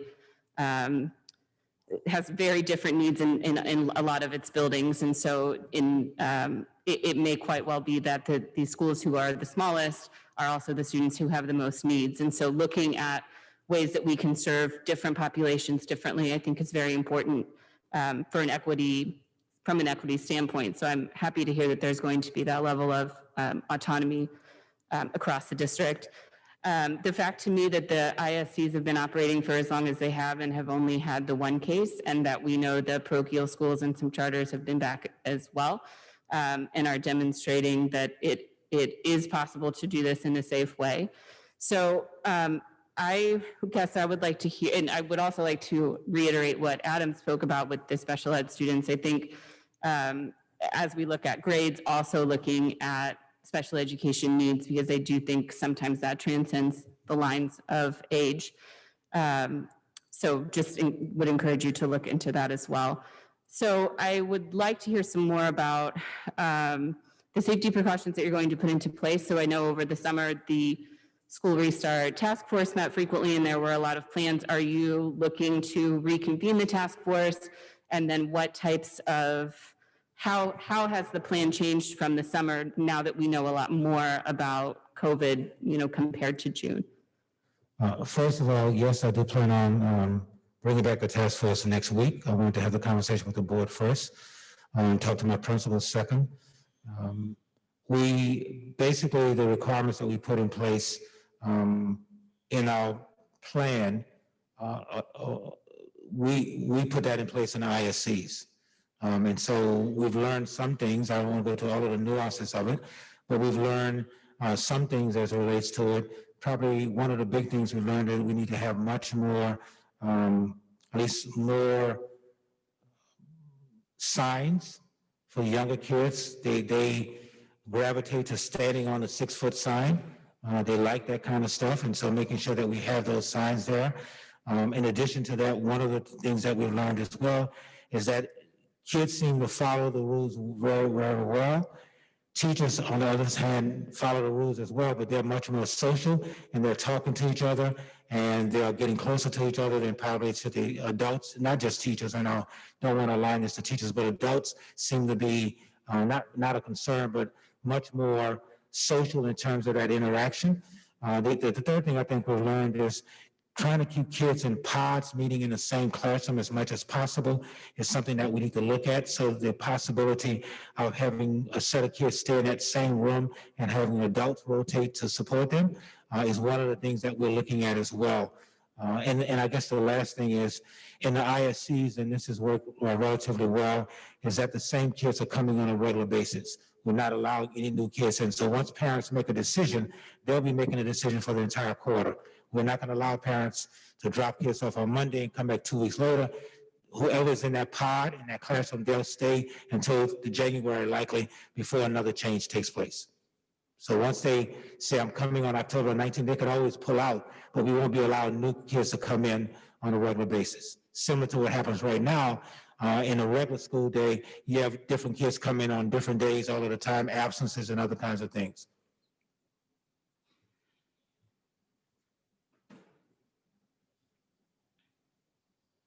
So I was looking at the enrollment numbers, two-part question. Do you anticipate enrollment going up with this announcement plan? Second, I know just from being a teacher in this building, we got students almost every day.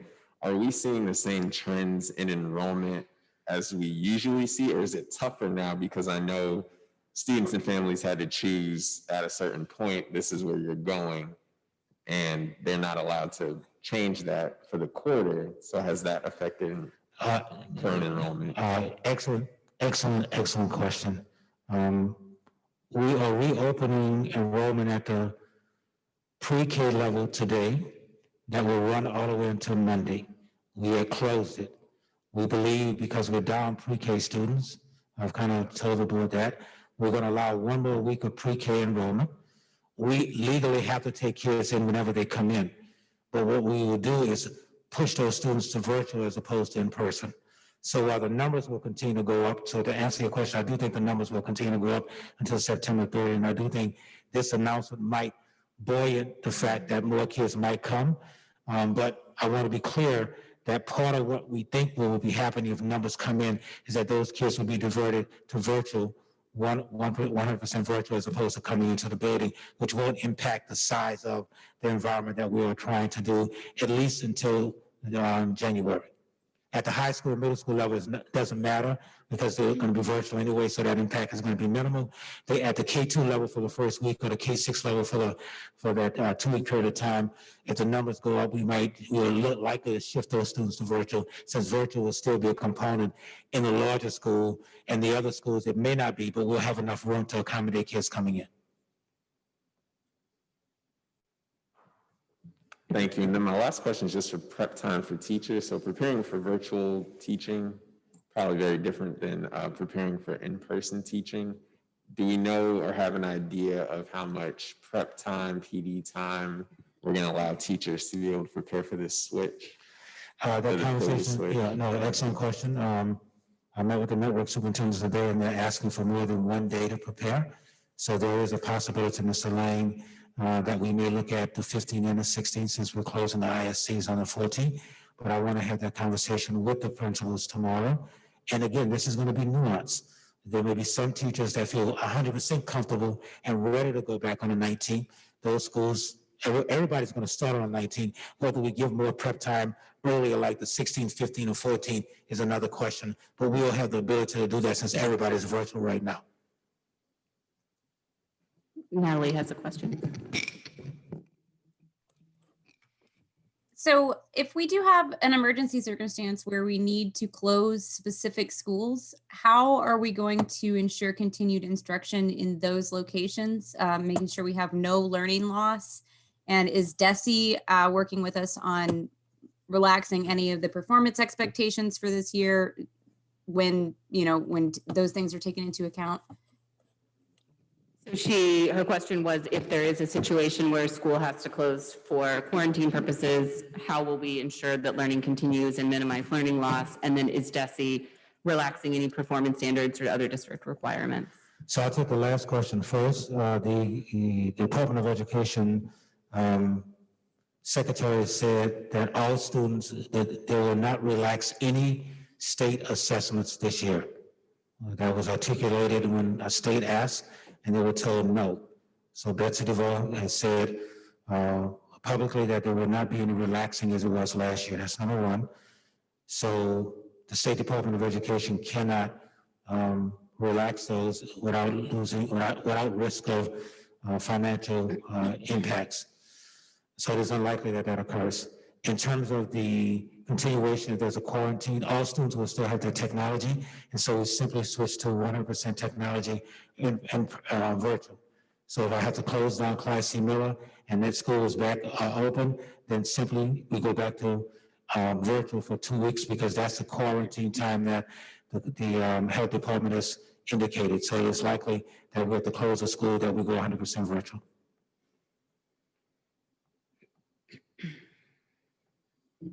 Are there other questions as it pertains to the restart? So you also mentioned on here that there is an assessment calendar update. Do you have anything for us on that tonight? No, there were not any questions. I think one board member did ask a question, and this is an overall question. This is a nuanced calendar. We've already made some adjustments on the first assessment. We'll waive that. It's optional.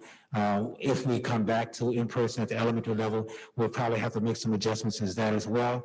So the calendar you see is a calendar as if things were perfect. The things that are not, the things that we're required to do are the state assessments. Everything else is flexible, and we have made some adjustments already, and we'll continue to make adjustments based upon what the situation dictates. But we've already made some adjustments. We've extended the store window right now because kids are taking a longer time to take the assessment at home as opposed to in the building. And so we've made at least three adjustments already.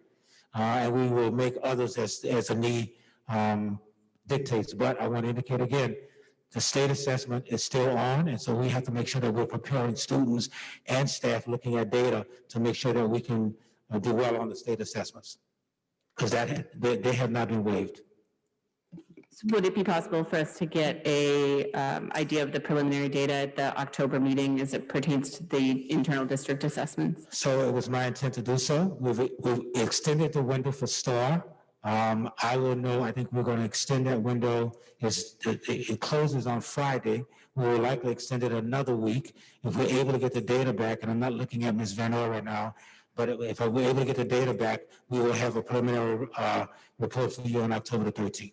And then if not, it would go to the work session, so Yes, we'll ma'am. still be hearing about it. Okay. Sometimes in October, you will see the data. The question becomes, is it going to be October 13th with us extending the STAR window? Mm-hmm. And again, that's going to be the initial assessments in terms of where kids are based on, and I'll talk about some nuances of that as well. That initial assessment of where students are, I think is really important, just given what has happened in the spring and how much has transpired since then. So that having that as soon as is practical really will help guide the decisions that we are making throughout the rest of the year. So Yes. I think hearing from that sometime in October would be beneficial. Yes. Other questions as it pertains to restart or assessment? So the only other item remaining on our agenda is a review of the October consent agenda items. We don't have a whole lot, so are there questions? I'm not going to go through this one by one, but do you have questions, or are there any that you would like to discuss?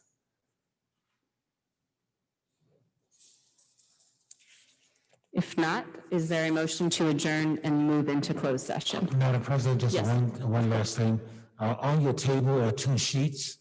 The two long 8.5 by 14. I added two columns here, Mr. Lang. You can see the demographic and other data. I hope that is acceptable. If it is, we will move forward in terms of creating that entire document for the board electronically and a hard copy as well. Thank you. Is there a motion to adjourn open session and move into closed session? So moved. Is there a second? Second. Ms. Bell? Ms. Fowler? Yes. Mr. Lane? Yes. Dr. Roberts? Yes. Ms. D. Jones? Yes. Ms. Vowell? Yes. I'm sorry. Yes. Yes. Ms. S. Jones? Yes. Ms. Rhodey Collins? Yes. Meeting adjourned. Thank you.